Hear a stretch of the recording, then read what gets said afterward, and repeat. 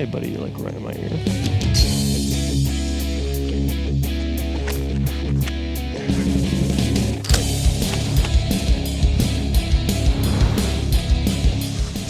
Welcome to the first episode of Course Conquest. I'm going to be moving from Denver to pretty objectively a better disc golf place for my content, my job, and a little cheaper as well. But that's going to be in December. So until then, every week, with maybe the exceptions of the weeks that I'll be out on the road, I'm going to be posting a Course Conquest video, attempting to shoot 1,000 rated at every course in Denver. And once I finish that, every course in the mountains that has had competition tournament rounds on it, and then everything up north in Fort Collins and Fort Morgan. And then if I have time in the springs, since I'm a nerd, I looked at every single round from the beginning of 2024 until now that was on a normal 18-hole layout at Adams Hollow, which is the first course, because in my opinion, it's going to be the easiest one. I play this course the most.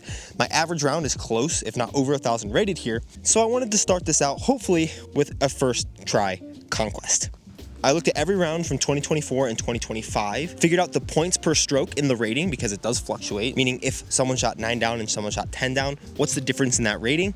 Averaged out across the whole field. Typically at this course, it's around 11 to 11.5. Then I simulated the 1,000 rated round based on the round that was closest to 1,000 that the field had shot, and that averaged out to be 9.6 under par at this course. The hardest day that it was to shoot 1,000 rated, I think it was like 11.6, and the easiest was like 8.7 or something. So having been the math nerd that I am, if anyone wants to check that math, I'll leave a locked sheet that you can make a copy of if you want down in the description. I'm going to be adding all 19 of the Denver area courses and then all the other ones over time as I do the data entry myself. And we'll figure out what the average 1,000 rated round is at these courses, and then I'm going to come out and shoot it. Hopefully. I did have a couple bag changes before this round that we'll talk about here. Got a couple potential changes for the bag. The first is this Glow Halo Emperor. If you guys watched the video where I was testing everything out, I took this out of the bag because I didn't think I needed it. It was too overlapping with the Halo Seedblend Emperor, but I then realized I didn't want to throw the Halo Seedblend Emperor that much. This feels so much better in my hand, and it's still pretty overstable. But I still want something crazy beef, and what else feels good in my hand is this Conquer, Ep.1 Conquer, the old PD2 mold, very overstable, and little mush butt stamp. Pay homage to the stamp that inspired my banana butt. So we're gonna see if we want to throw the Conquer in there today. The Halo Glow is definitely in. It's always a little windy out here, and I think they're different enough, but I don't want to have to learn too many discs because this disc, my 2025 Sphinx, is out. Mostly because the actual run is here. I have their beautiful double foil Sphinx. They come out April 3rd.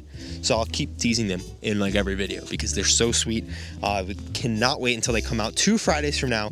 But I want to see how it flies compared to that one, just to get an idea. But this is definitely going in the bag. My daughter actually chose it. I gave her 3 options and held her over my desk and had her pick one, and this is the one she grabbed. So we'll start with these Sphinx and see how they fly. Here's the Texas Swing stamp one that was in the bag. Tailwind, so it's going to stay a little stable.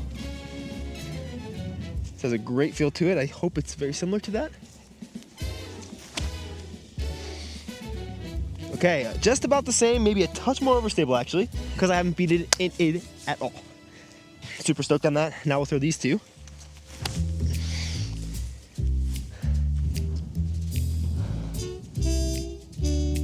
It's overstable, but nothing like absolutely ridiculous there. Pretty smooth shot. Conquer should go shorter and be more overstable. That's what I want at least. Yep. It did what I want. I think those are all 3 going in the bag, and the Texas Swing Sphinx is out. The other rules for this challenge are that I basically play straight up. I was gonna give myself a reset in the first 3 holes if I wasn't feeling the round per video, just so I didn't have to scrap around. And then I realized driving over, even if I have bogey, bogey, bogey on the first 3 holes, there's no course in the Denver area that I can't still shoot 1,000 rated on. So I'm scrapping that. No resets at all, just straight up my own bag, no 2 off the top, no extra putts, no extra shots. Take what the course gives me and see if I can't shoot what would average out to be 1,000 rated round. Ooh, one final thing about the math. I will always round up. So this one was 9.6 was the average 1,000 rated round. So we're shooting for 10 under par. I actually thought here would be 11 because that's basically guarantees 1,000 rated round all but one time, which was definitely an outlier on the difficulty side. I'm not sure exactly why, but I'm always rounding up. So if it was 9.1, we're still shooting for 10 under par. Can't shoot for the 9. It's always going to be the next stroke if there are decimals, which normally I'm sure there will be. I'm gonna make sure the putter is warm because there's no practice shots, no anything during the round. And then hopefully I can shoot 10 down and not have to come back to Adams Hollow next week. This way too, I'll get to play every single course in the Denver area on the channel, as long as there have been rated rounds on that course before. And if there's a good course that for some reason there hasn't been, I'll pull the local like pro community to see what they think a 1,000 rated round there would be, and that'll be the line. Definitely feel some added pressure for this challenge, which I like. I need to simulate pressure more in my practice. Having the camera, having that take some focus, having to refine it on every hole. This should really help my tournament game in general, especially because it's a little bit of wind out here today. Hole 1, would love to start out with a birdie. Just make sure I throw a smooth shot with the right to left. I think I'm gonna throw a chicane a little wide because it'll want to fight to the ground a little faster even in the wind. I can keep it under those back branches.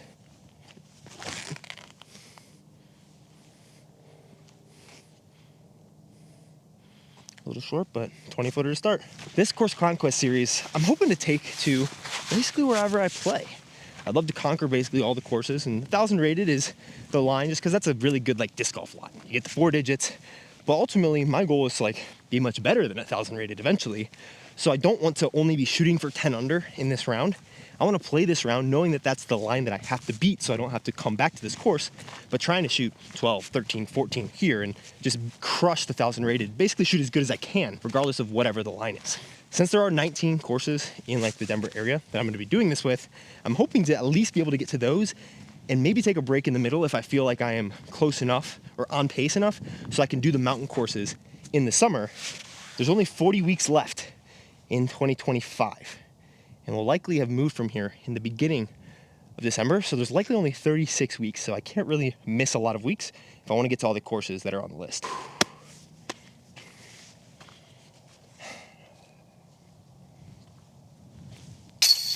Whew. It's in. This is more nervy than it normally is to play on the channel. I like it. There's some stakes. I don't want to have 2 or like 3 weeks in a row, God forbid, at the same place. Puts extra pressure on this round today. Since I'm the only one playing, and this is a video on YouTube, I'm 100% of the time in the cash, baby. That being said, today actually, if you're watching this, already up is my first behind the scenes training vlog for patrons and channel members. So you can click the join button here on YouTube and become a channel member here. YouTube's actually giving me a bonus for all channel members. For some reason, I don't know why. They want channel members, so you can join here or on Patreon. It's the same content, and it's basically just at least 2 videos per month, maybe more, but at least 2 extra bonus content that's about my training. First one of those is up now, so if you do join, you'll have access to it. Some people joined when I teased it last week, so thank you to those people, and thank you for your patience. But at least 2 videos per month. I guess this will be the only one in March and then 2 in April. But if you're interested in that, feel free to join. But definitely no pressure. I just feel like it's a way that I can continue working on my game, video journaling, and if people want access to that, they also help to support my tour. All right, 517, par 4. I like this position. It's a little headwind today, so not likely an eagle chance, but throw a big rip, kind of a little inside of these trees. Practice these slight anhydrous.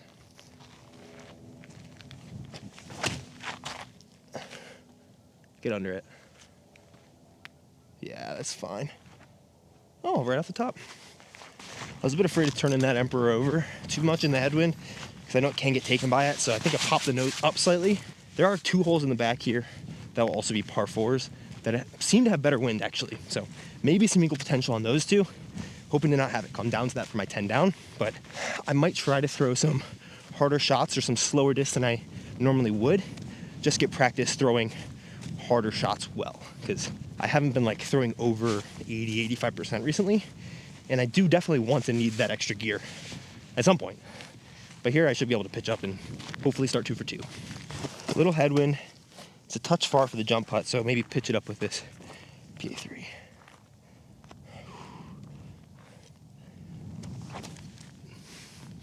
Stay straight because the headwind, and got a putt. Solid start. 300 foot, par 3. Looks like we'll be playing through some people, so should just be a hyzer with the Roman or cap wrap. But wind's a little interesting today. It's not a traditional wind on this course, but it is seemingly a beneficial wind for a couple of the later holes. what do we have here wind-wise? Mostly right to left. So instead of roaming, I think I'll throw cigar on. Ride the wind just a little straighter.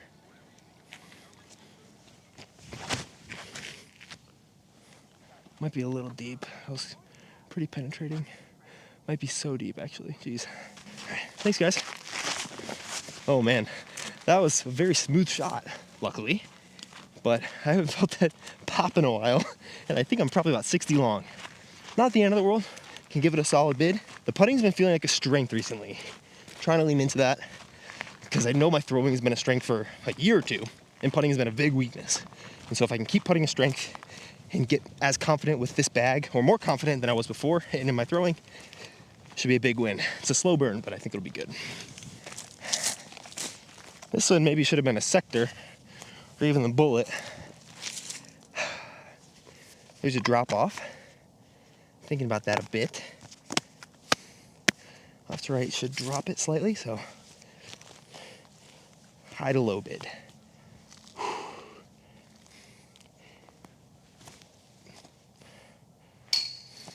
Online at least there's flags, man.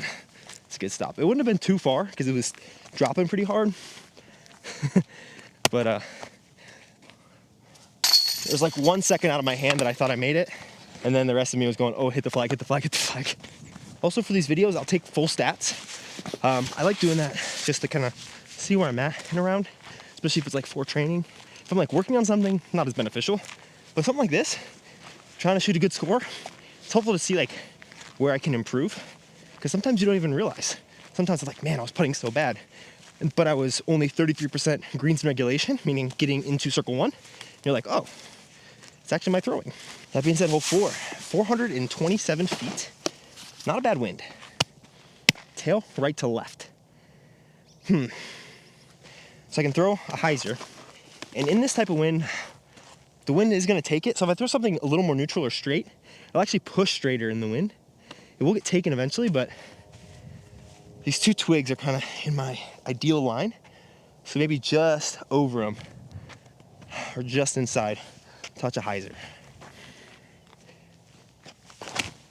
Oh, that's wide, but that's actually going to work out so well. Okay, I don't know what's happening, but I'm feeling poppy right now. Did that not skip? Oh my gosh, I thought that was going to be parked. I think I hit like a big old clump of something. Holy cow. Okay, that shot and the cigar were driven, punchy hyzers, which I really like. But not for those shots. That's not what I was trying to do. The one kind of compounding variable in my playing and sometimes filming is like my training, going to a strength and conditioning coach, where we're like, of course, trying to get a little stronger, but mostly trying to fix my body, which sounds bad, but it's mostly like trying to make sure that the correct or most efficient muscles are firing in the movements that I want them to. And so my body has been changing so much over the course of this year and what specific muscles can do, that sometimes I'll throw and I'll be like, why did this change from 2 days ago? And it's because like today in the gym, my subscap, like an armpit muscle, which helps internal rotation and like holding that steady, was way stronger than it normally is. Maybe now it's not like letting up and causing me to throw up, but instead I'm driving it more. I don't really know, honestly, but it's a compounding factor. So finding consistency in that, or not even consistency, but finding where my game is and where my throws are so that I can lean into the strengths of that for the day is an important thing to do, rather than just expecting my throw to always stay the same, because, I mean, it's disc golf, it's always changing. You're always gonna have a different round. Circle 2 putt here, another one. Maybe it did skip a little, I don't know. I thought I was gonna get a decent flare, but maybe it's too straight of a disc. Little twig here. Tailwind. This might be a good place for like a smooth stepper. I'm working on integrating it into my tournament play. One of the things I tend to do is load and go through. What I need to do is be strong on the front foot and just walk through. Which seems similar, but it's different enough that it makes a pretty big difference.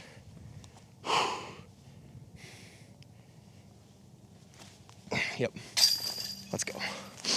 That was on the front foot, just stepping through, kind of like how you watch Isaac Robinson putt. I think that's the type of spin putt or step putt that I like. And that's a great birdie make, 3 through 4. I really love having a chalk bag to check the wind. We have a right to left, so very similar to hole 1, but this time there's no like limbs to worry about high. I just need to worry about getting around this tree. So throwing the chicane higher so it kind of dives in and gets taken by the wind, I think is a good play.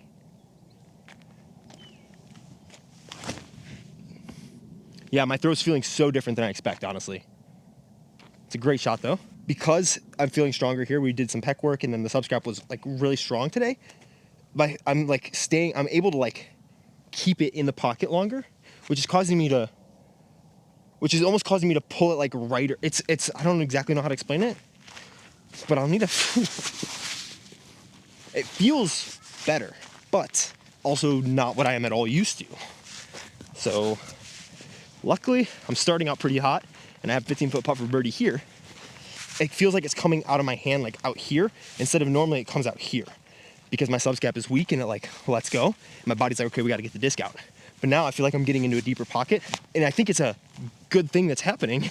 I'm just so not used to it that it feels off. Wow.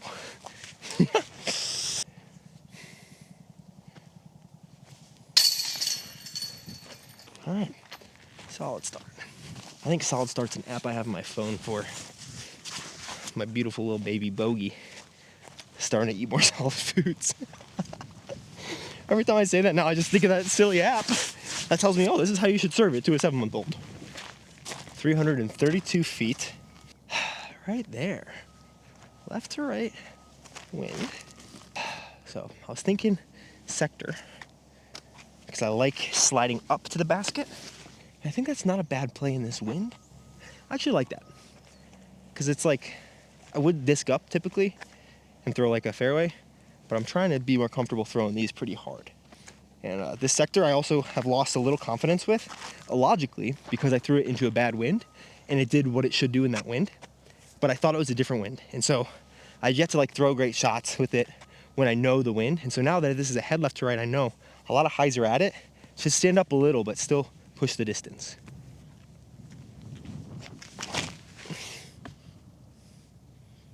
See, it's even a little more stable than I was giving it credit for.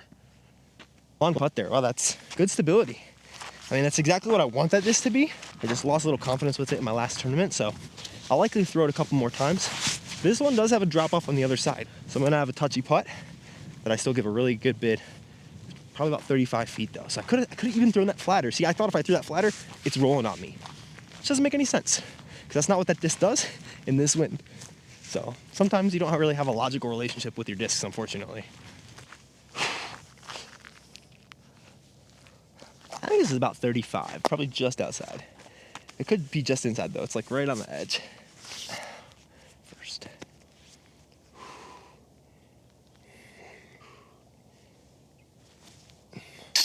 Let's go. What do we got?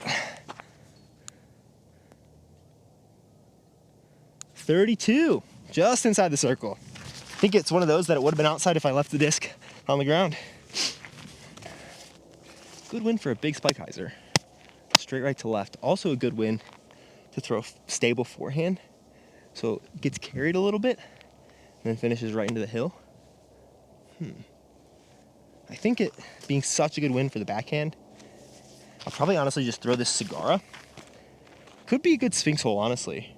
But I like the speed of this. It's a little slower. I can kind of push it into the wind, kind of at the height of that tree, but right of that tree, and then let the wind fade it to the basket. And this will get less skips because it's only a 7-speed compared to like a 9 or a 10-speed. That's not wide enough.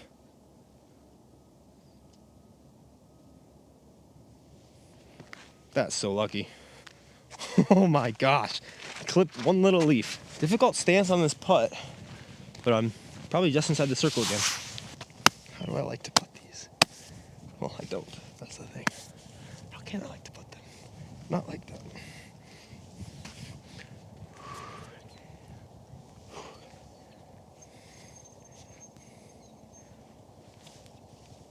Yep. Let's go. Who would have thought practice putting a lot and then making sure that you're confident and then practice putting more would work? Probably everybody. I don't know why I put it up for so long. 302 feet, hole 8. Pretty much a headwind. I think I like the cap wrap, but the wind isn't enough that I absolutely need it. And I think I get cleaner releases with the scepter. A little straighter, 9-speed, pretty beat in. And it also won't skip as hard. So as long as I can give myself a putt from that left side or skip it up close to the basket, I'm pretty happy. You just don't really want to release it to the right down the hill. Relatively stock shot with this guy.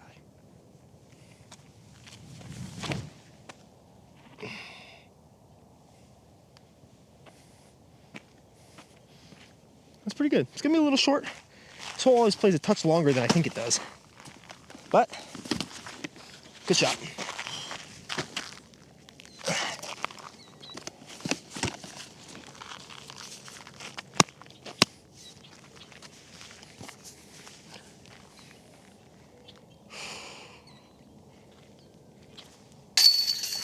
.290. Very similar hole. Wind changes ever so slightly because this tee pad is angled this way rather than straight compared to the last one. But still very similar wind.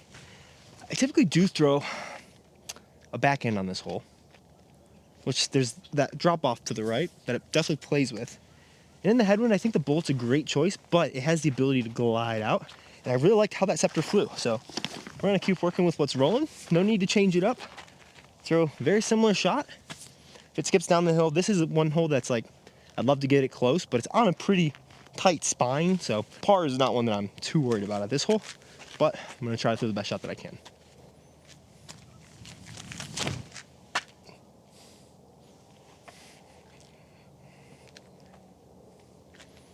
Well, that was pretty good.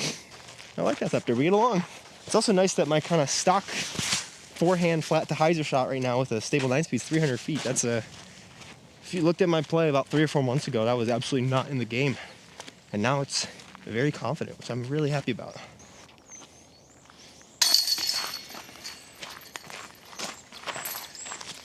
Through 9, this is a great start. I was gonna say solid start, but this is getting into my personal best pace, for sure. This is the type of round where it's easy for me before to just take my pedal off the metal, take my foot off the gas, because I'm close to my goal already. These are the times where I need to really lean into the good play and confirm it in myself and build off of it.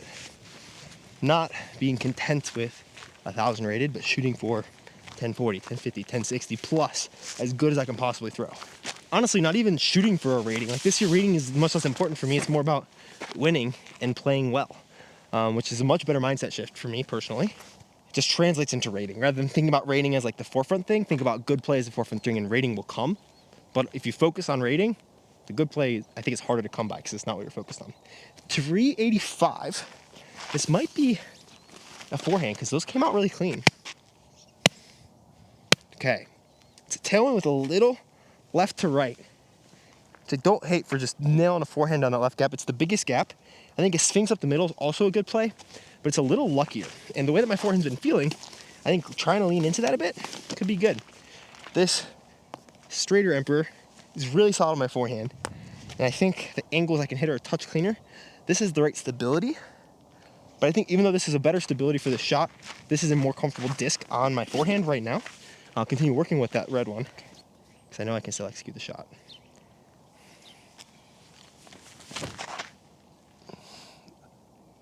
It's gotta go. Okay, it's gonna be a little short.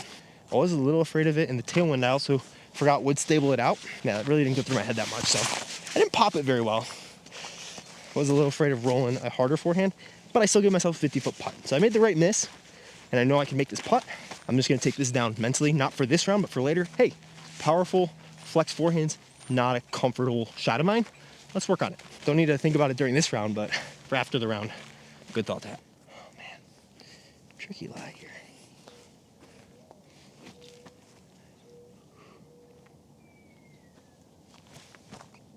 Oh, great height. Pretty happy with that. This is definitely gettable. Right to left wind. Middle, flat.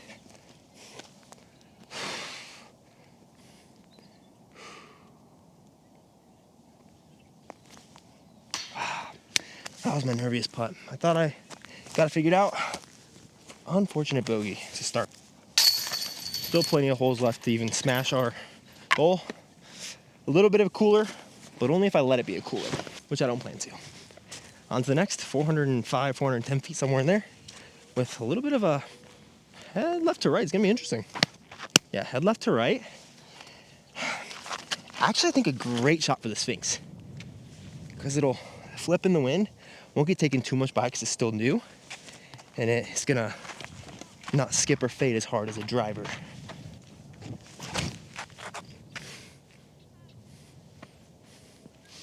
Wow. That's down there. I threw that a little low. Makeable putt though.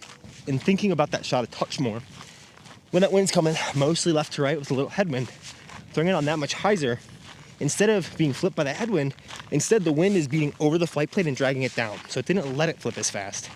And it just pushed it into the ground more, which makes sense. And I think throwing it flatter would have been good, but I need a disc between that and the Roman if I want to throw that shot. I don't think I need that disc. Maybe, I mean, that might actually be the Sagara. But I could have just thrown a big, wide hyzer, flat to hyzer shot with one of my Emperors and spiked it in there. It's probably the easier and more consistent shot. A little bit of a mistake in disc choice, but about 45, 50 feet, still a makeable putt. It gave myself a chance. Let's capitalize on it, even if I made a mistake, to give myself this chance.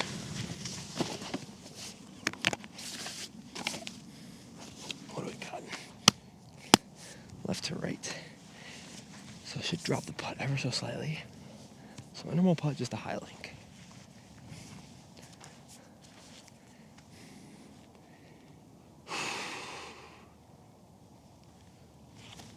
Yep. Let's go. Great putt. Even with a little slippage. I think that is helpful with me staying a little more on my front foot and just rocking off my back foot, because even though that back foot slipped, I was still really stable on the front one and it didn't cause too much of a miss. I actually yanked it a little high, but it was still good. 302 with the right to left tail. So I think the chicane is the right disc for the shot, because I get to throw it pretty hard and pretty high. Just let it spike down by the basket.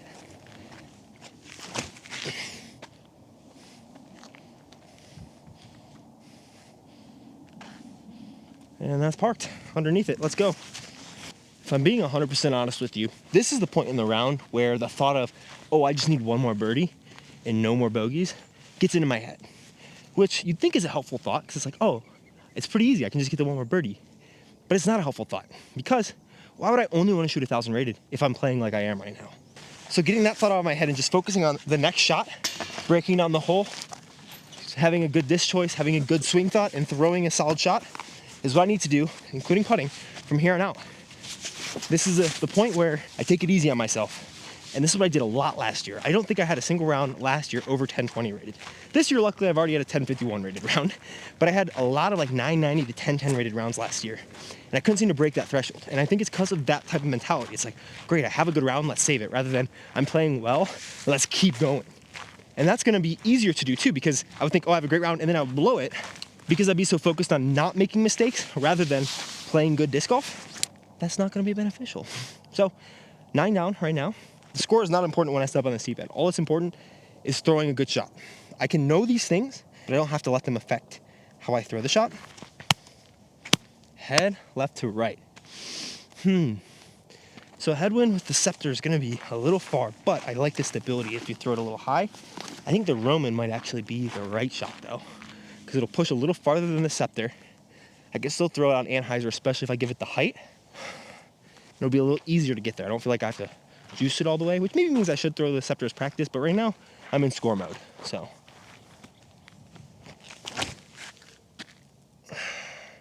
Not quite Anheuser enough, but that's the beauty of that disc, because that's still gonna be up there for a putt. Yeah, the Anheuser's still not comfortable. I think I still released that one early instead of holding on to it to get to the full landing position, which is not a position I've been comfortable with maybe ever, if not in a very long time. So it makes sense that I'm not throwing it well. Just another mental note similar to power forehands. That's something, okay, field work for that. Also add to the mental note list. Honestly, I should probably just put it on my phone and get it out of my head. That's actually what I'm gonna do before I make this putt, is put, hey, notes from this round. Power forehands, especially power flex forehands, because power hyzer I actually feel more comfortable, but I had to throw a flex on that shot. And then this one is get like a full Anheuser throw, full Anheuser extension, kind of. Because I think I can't come off of it early and it comes out flatter. So those two things, I don't need to think about those for this round. Even if I do have more of those shots later, I can just try to execute those shots to the best of my ability without like, oh, I messed this up before, let's do this. Just think, let's do this. I don't need that first thought, but I'm gonna write those two things down before I have this circle 2 putt here. Luckily, because I chose the straighter disc, knowing that it'd be easier to get there, it also helped me make the mistake of I didn't throw it on enough anhyzer, so instead of hitting the tree, I'm perfectly pin high, just about 35 feet left. Round. Power. Flex forehand. Needs comfortability. I don't even need to worry about remembering them because I know I wrote them down. That's a win. Hey buddy, you're like right in my ear.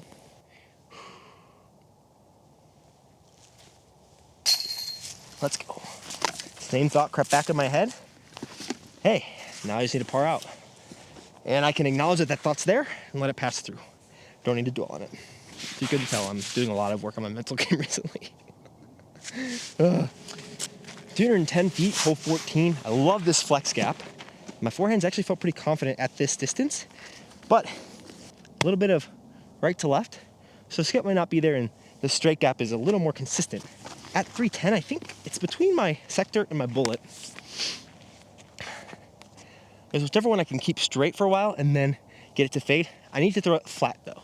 I can't throw anhyzer because it'll get turned into the wind, which means maybe this is the shot, because if I throw it flat and accidentally put it on anhyzer, it's faster and a touch more overstable, so it'll fight out a little easier.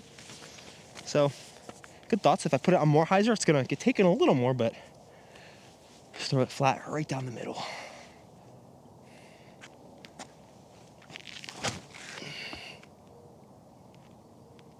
Get lucky. Yep. Okay. It was a touch of turn, like I said, but it still was able to get stable. Got a little lucky through that little cap. Meant to throw it touch flatter, so it would be under that left tree. But I got a putt.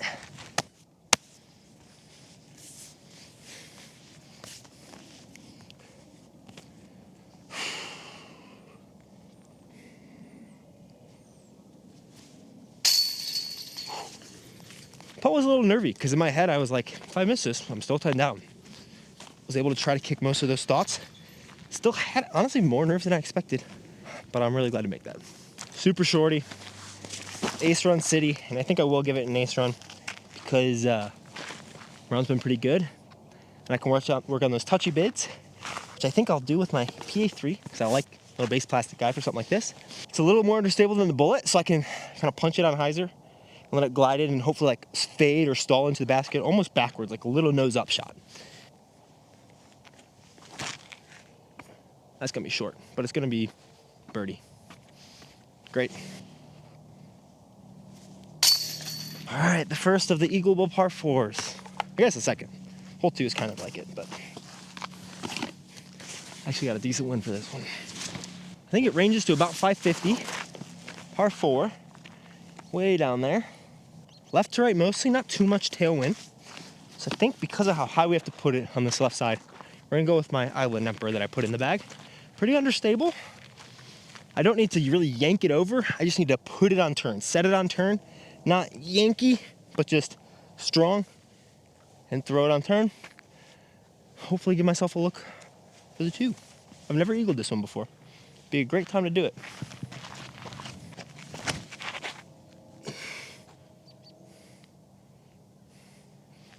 It's gonna be a little too high in the window. It's way down there though. Maybe a little jump putt up for a birdie. Okay. Need something either more overstable or just a touch more nose down or like just a little lower. That was really close. Thought I could have glided on it the whole way, but as that just beats in a little, because it's still relatively new to the bag, it'll season into perfection. Chicane is probably the shot. Just keep it on hyzer low in front of that tree. Don't need to park it, I just need to give myself a putt.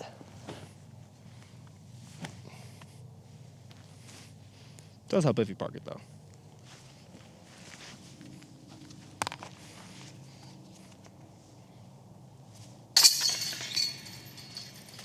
Bang. 2 to play. Pretty good score so far. There's potential for me to beat my personal best in this round. And I could potentially do it by 2 if I eagle the last. It's a thought for right now, and not a second more. Mid 200s, headwind with a touch of left to right. Maybe a little more than a touch. I think I like chicane again. This time on the forehand. Swing it windy. Should be a 20-footer.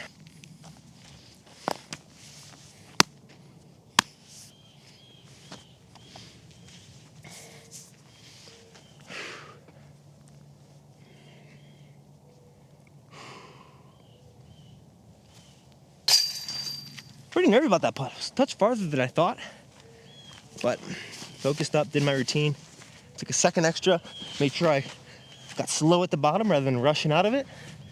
Hit my aim point exactly. Those are confidence building putts. Just inside the circle, maybe 25-ish feet, knowing that I don't feel great about it, but I still do it exactly how I want to do in those situations.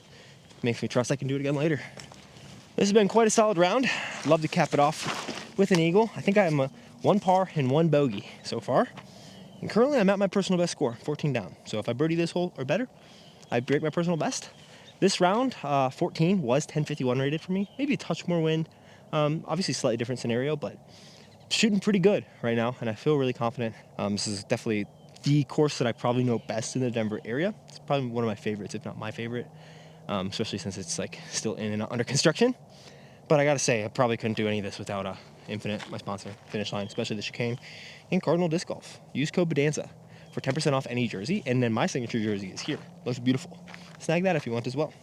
I will have some in hand, hopefully within a month or so, but they're print on demand so that they keep really high quality and make sure they don't overstock inventory.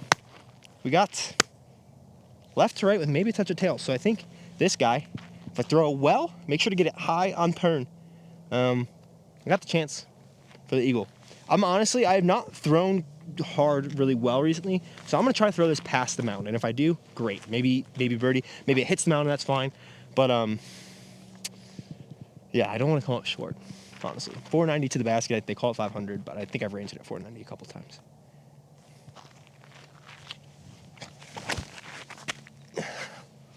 There we go. Finally threw a hard shot, dude. I think that'll eagle. Let's go.